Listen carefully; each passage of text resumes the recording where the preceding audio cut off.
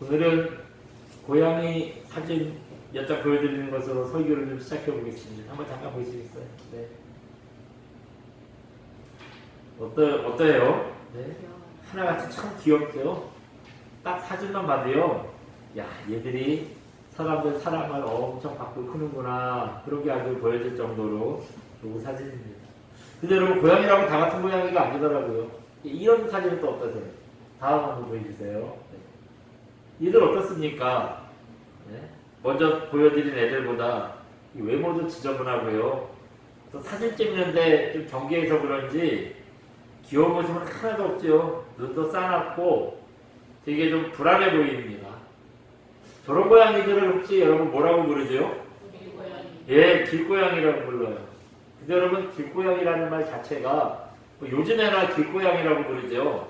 옛날에는 저렇게 집 없이 막 밖에서 사는 고양이들 뭐라고 불렀죠?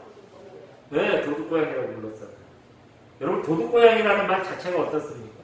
벌써 도둑이라는 이 말이 붙어서 뭔지 뭘 훔쳐먹고 사람들한테 해를 끼치고 가까이 하면 안 될 것 같고 그런 느낌이 들어요. 이게요, 사실 고양이들 입장에서는 참 억울한 일이에요. 왜 그렇지요? 이 고양이가 진짜로 막 사람들 거 뭘 훔쳐가고 사람들한테 해를 끼치고 그러지 않았잖아요. 혹시 뭐 지붕에 널어놓은 생선 뭐 이런 거 물고 가기는 했대는데 그 고양이가 물고 가봐야 얼마나 물고 가겠어. 또 그것도 벌써 50년 전이나 됐을 때의 얘기죠. 예? 요즘에 생선을 그렇게 지붕에 말리고 이런 집이 또 어디 있어요? 실제로 뭐 있는데, 그런데도 이 고양이들이요, 사실 집 없고 주인 없고 얘들이 그럴 뿐이지 사람들한테 해를 끼치는 게 그렇게 없습니다. 그런데도 이름이 도둑고양이라는 것 때문에 진짜 도둑놈 취급을 받았어요. 이런 도둑고양이가 이제는 정말 도둑놈이 아니라 단지 얘들이 집이 없는 고양이들이구나, 이렇게 사람들 생각이 바뀌게 됐어요. 그래서 옛날에는 도둑고양이라고 부르던 애들 지금은 길에서 산다고 뭐라고 부른다고요? 길고양이라고 불러요. 그리고 길고양이라고 이름을 바꿨더니요, 기적 같은 일이 벌어집니다.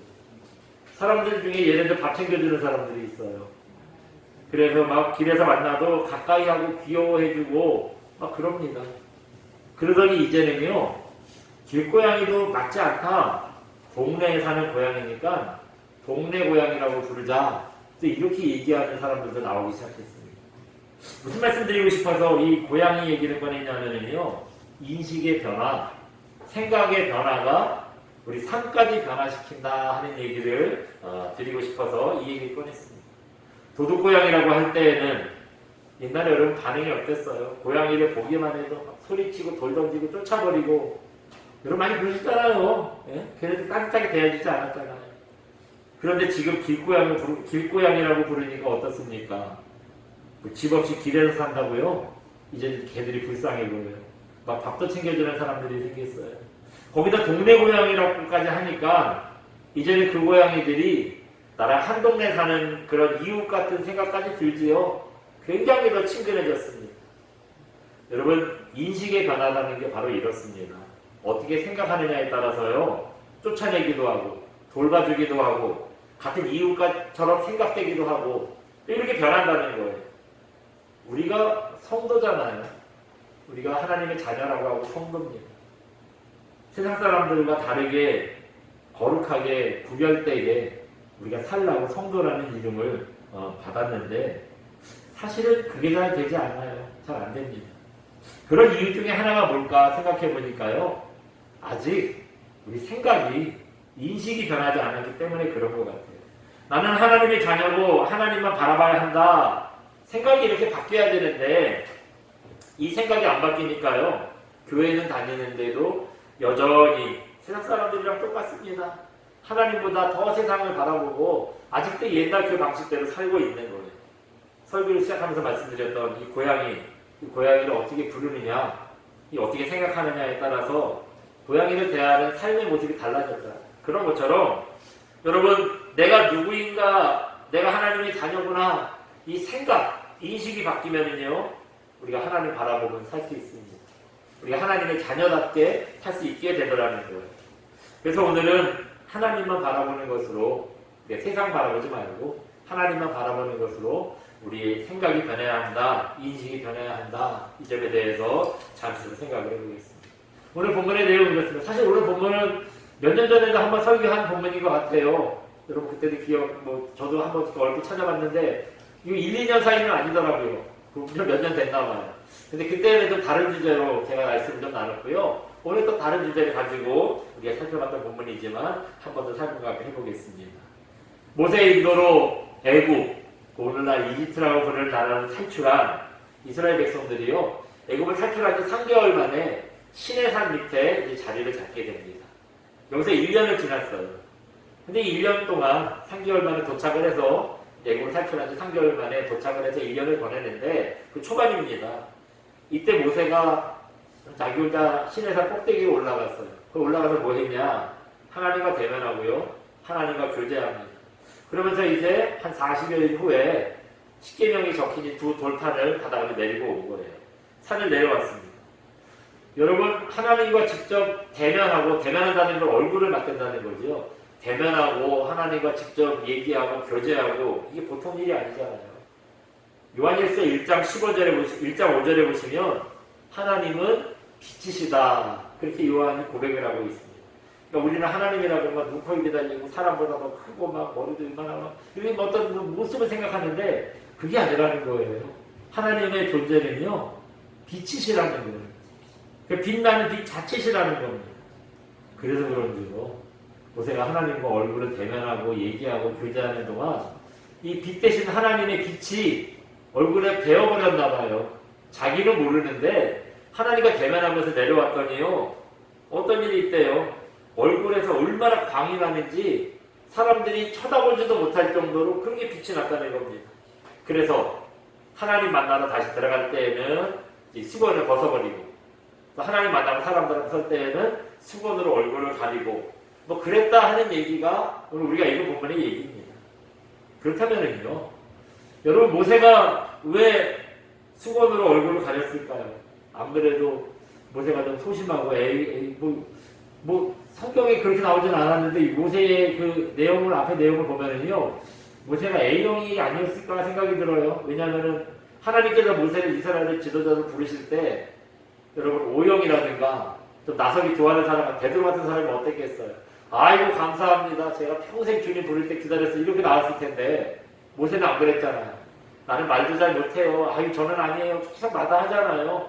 이런 거 보면은 모세가 조금 좀 낯을 가리는지 A형인지 어쨌든 뭐 부끄러워서 좀 그랬는지 좀 그런 성격인 것 같아요. 근데 안 그래도 모세가 이런 스타일인데 얼굴에서 빛이 난다고 사람들이 자꾸 모세를 쳐다보니까 이게 부끄러워서 그랬는지 얼굴을 가려요. 얼굴을 가립니다.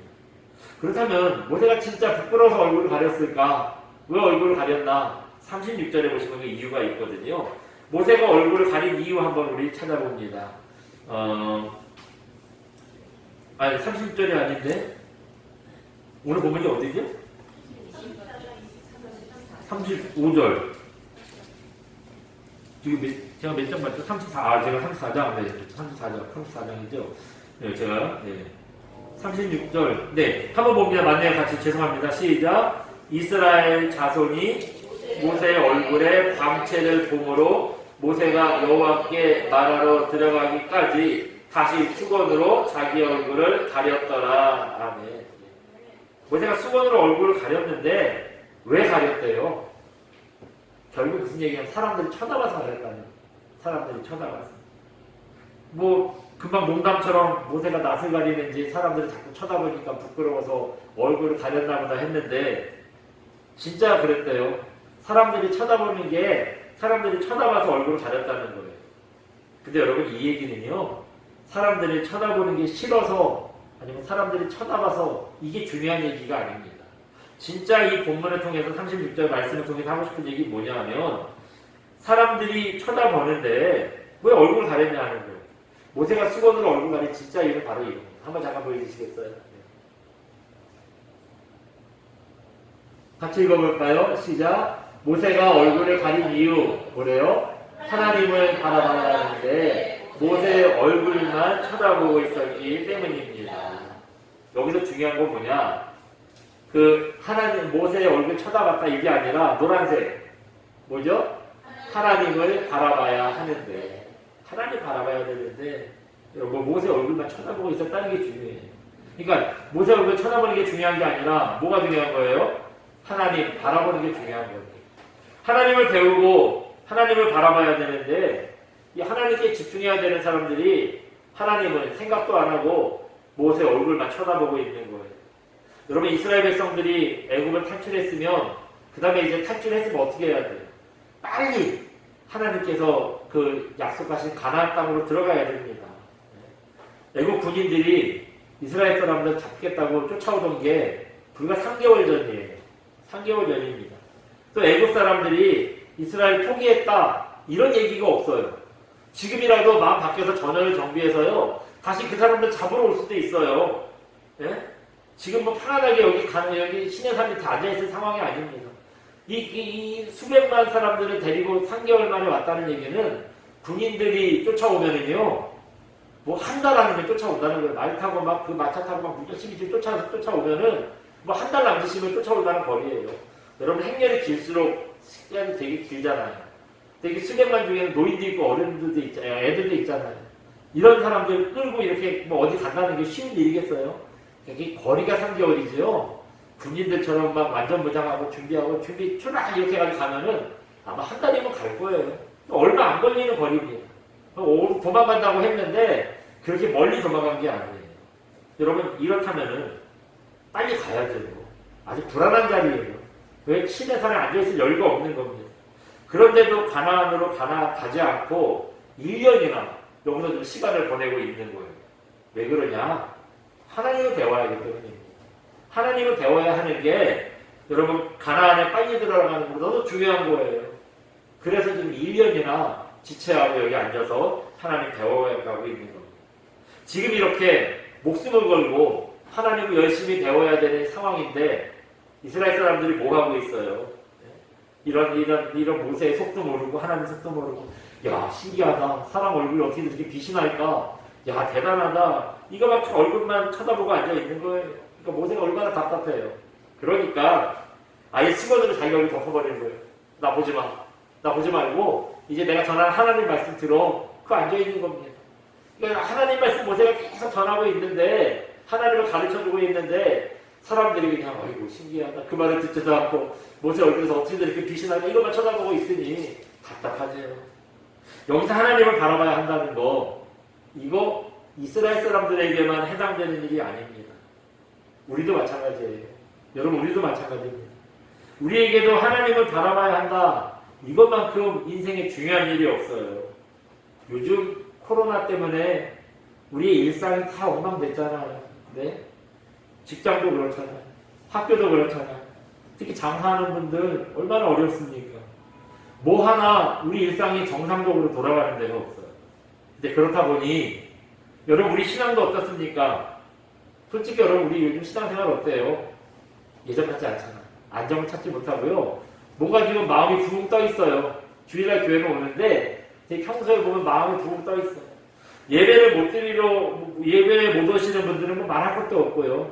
예배를 지금 드리겠다고 앉아있는 여기 우리도 몸만 여기 와 있다 뿐이죠. 예? 여러분 전적으로 예배에 집중도 안 되고 우리 신앙생활이라는 게 정 같지 않잖아요. 사실 그런 게 얼마나 많습니까? 이럴 때일수록 우리가 더 무슨 일 해야 돼요? 하나님 바라봐야 됩니다. 집중하기 어려울수록 집중 더 해야 돼요. 근데 또 세상이 우리를 그렇게 놔두지 않지요. 여러분 요즘 같은 때 그렇게 사람들 많이 모이는 예배 가면 어떡하냐고 우리가 교회 간다 그러면요 이 시선이 곱질 않아요. 이것 때문에 참 사람들 눈치가 보입니다. 근데 여러분 이렇게 우리의 안전을 장담할 수 없고 먹고 살기 힘들수록 우리가 어디에서 그 답을 찾아야 돼요? 하나님께로 가야 됩니다. 하나님 바라봐야 돼요. 여러분 하나님께 우리를 지켜달라고 구해야죠. 하나님 말고 우리가 어디 가서 누구한테 우리의 안위를 맡기겠어요. 근데 이 하나님을 바라봐야 한다는 이 얘기가 코로나 시대 뿐이겠습니까? 인생을 살아보니 하나님보다 우리의 관심을 끄는 일이 정말 많지요. 얼마나 많은지 모릅니다. 대표적인 게 뭐예요? 여러분 돈 버는 일 그렇잖아요. 다 돈 버는 일에 관심 많잖아요. 여러분 하나님에 관심 많으세요? 돈 버는 일에 관심 많으세요? 네? 우리가 돈 버는 일에 더 관심 많잖아요. 제가 전에 전철을 탔는데요.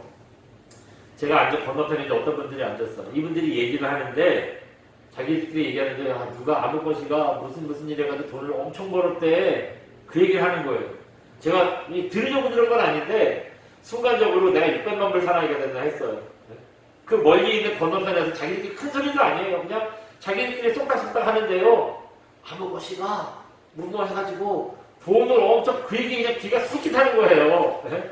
내가 그렇게 멀리 있는 소리까지 잘 듣는 줄 몰랐어요. 목사도 이 정도인데. 여러분 목사도 이 정도인데 여러분 오직 하겠습니까? 네? 우리가 다 돈 버는 일에 관심 많아요. 또 요즘엔 또 이 뭐 먹으면 건강에 좋다 이런 말 때 열심히 듣는 분들 얼마나 많습니까? 그래서 TV에서 뭐가 좀 건강에 좋다 하면은 그날로 당장 마트에 막 그 물건이 깔린대요. 어떻게 그렇게 알고들 하는지요? 희시 같다는 거예요. 또 누가 좋은 학교 들어갔다 그러면 그 얘기도 솔깃하고요. 뭐 좋다고 하면 또 관심 갖고요. 이 세상은요, 우리 관심을 끌고 하나님보다 더 좋아 보이는 건 천지입니다. 하나님보다 좋아 보이는 거 찾으려면은 얼마나 많은지 몰라요. 여러분, 아무리 세상이 그렇다고 해도 그것들 쳐다보느라고 하나님 버리시면 안 됩니다. 하나님께 관심이 멀어지시면 안 된다. 물론 우리가 돈 없이 살 수 없어요. 또 건강도 있어야 주님 일도 하는 겁니다. 우리가 헌신도 건강해야 하지 뭐 건강하지 말아보세요. 맨날 병원만 들렀다라거리고 입원하고 그래보세요. 헌신할 수 있나요? 또 좋은 학교, 좋은 직장, 이거 뭐 말할 것도 없이 좋죠. 아이 거기 뭐하러 가냐고. 좋은 학교인데 좋은 직장인데 그렇게 말하는 사람 없잖아요. 가고 싶어서 안 다니지 못 가서 안 다니지 됐는데 안 갈 사람 없잖아요. 그런데 그게 아무리 좋아도요. 누구보다 좋으면 안 된다고요? 하나님보다 좋으면 안 되는 거예요. 이게 우리 인식, 생각이 바뀌셔야 돼요. 어떻게 바뀌셔야 됩니다. 여러분 생각이 바뀌면 행동이 바뀌어요. 나는 왜 행동이 안 바뀔까? 왜 행동이 안 바뀔까요?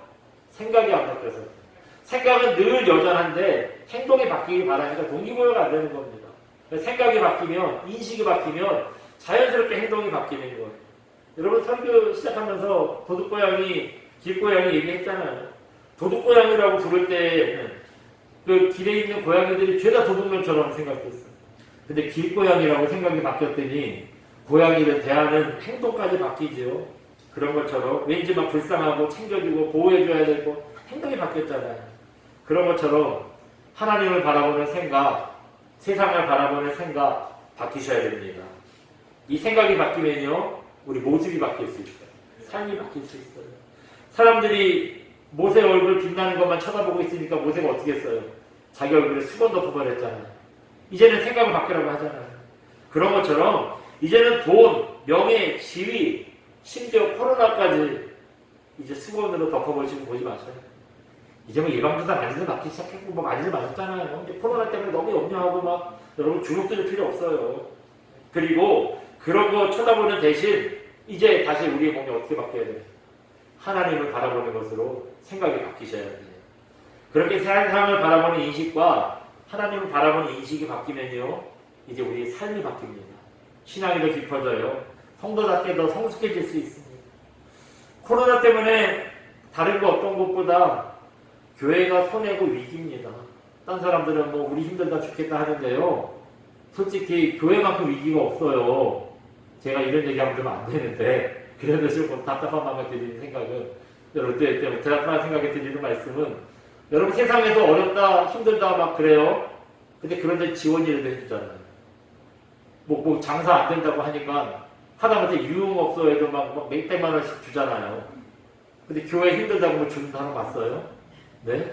난리 나요. 교회 왜 주냐고 사람들 난리 납니다. 그러니까 우리 힘들어도 힘들다는 얘기도 못해요. 어디 가서 엄살도 못해요. 그럼 교회 가지 말지 왜 가? 사람들 그렇게 우습게 얘기합니다. 네? 그러니까 어디 가서 힘들다고도 못해요. 여러분 다 그렇잖아요. 그런데도 이 코로나의 시간을 보내면서 그렇다 보니 뭐 이 교회가 위기지만 또 교회가 또 어려움은 또 평판 제일 안 좋아졌잖아요. 그러니까 그 뭐랄까 사람들 얘기가 이제 목사님들끼리 모여서 하는 얘기가요. 코로나 때문에 제일 손해본 데는 교회다. 기독교다. 그러니까 다른 데 뭐 어렵거나 한번 정도 조금 해도 우리는요, 이것만 어려워진 게 아니라 평판까지 안 좋아졌어요. 네? 교회에 대한 평가가 얼마나 안 좋아졌습니까? 사실 이 교회도 평가가 중요하거든요.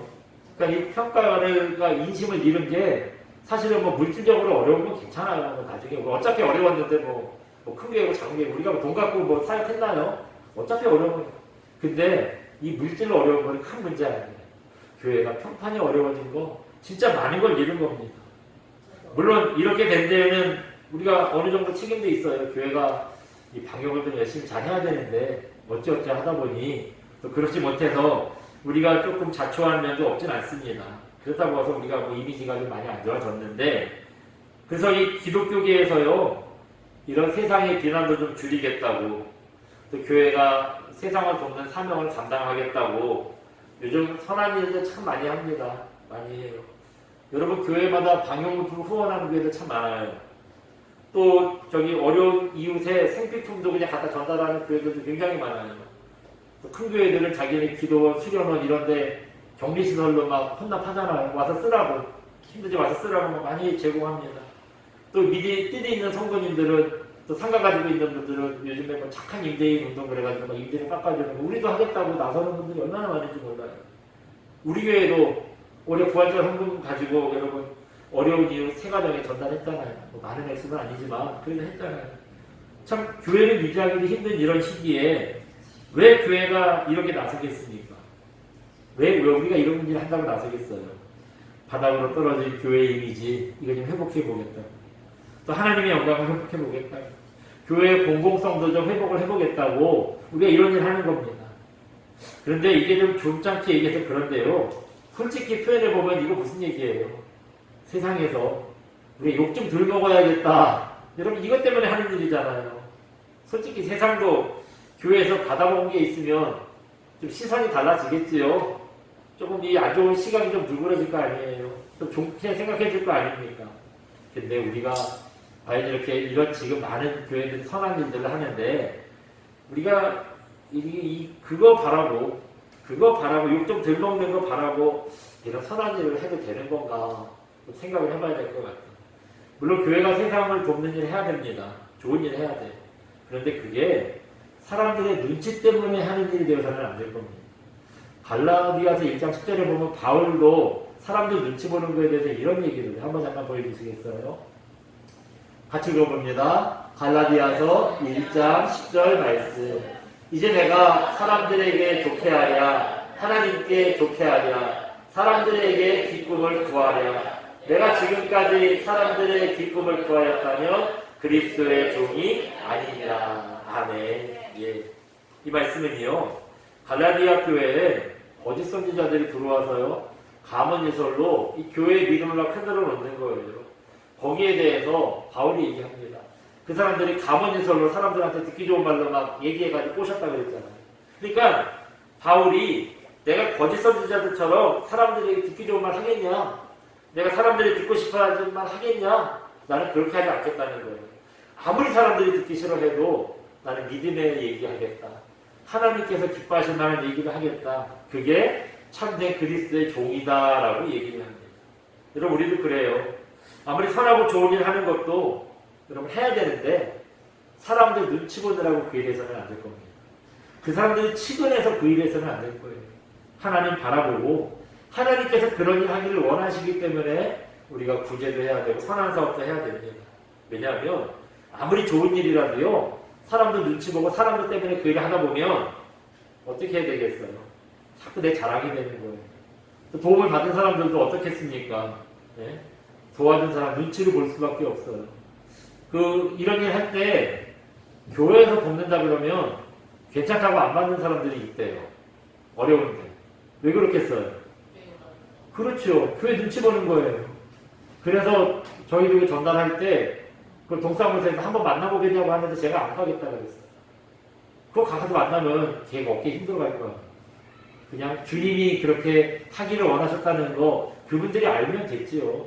와가지고 우리 교회를 불러내기도 안 될 것이고 오히려 그런 사람들 이미지가 좋아지겠어요. 야, 그 돈으로 나 교회 살려고 그러는구나. 그렇게 얘기밖에 안 할 거 아니에요. 참 그렇습니다. 그러니까 도와주는 것도 이게 자꾸 이 눈치를 보면 안 되는 것 같아요. 그래서 여러분, 우리가 하나님을 바라보고 일을 하면요, 이제 눈치 볼 거 없잖아요. 우리도 일할 때 하나님만 보고 하면 되는 거고요. 도움을 받은 사람들도 하나님께만 감사하면 되는 거죠. 뭐 그러면 되지 않겠습니까? 그래서 우리가 무슨 일을 하든지 어떤 상황에서든지 누구만 바라봐야 한다고요? 하나님만 바라봐야 하는 겁니다. 좋은 일도 하나님 바라보고 하셔야 되고요. 안 좋은 일은 더더욱 하나님 바라보고 하셔야 되는 거 아니겠습니까? 그렇기 때문에 여러분, 세상을 대하고 하나님을 대하는 우리의 인식 이제는 바뀌시기 바랍니다. 그래서 우리가 쳐다보고 부러워할 것들 이제 안보에게 수건으로 다 가리셨으면 좋겠어요. 그리고 우리는 하나님께만 집중하고 하나님만 바라보고 하나님으로 돌아갈 수 있는 그런 저 여러분 되시기를 주님의 이름으로 축원드립니다. 우리 함께 찬양하고 기도합니다.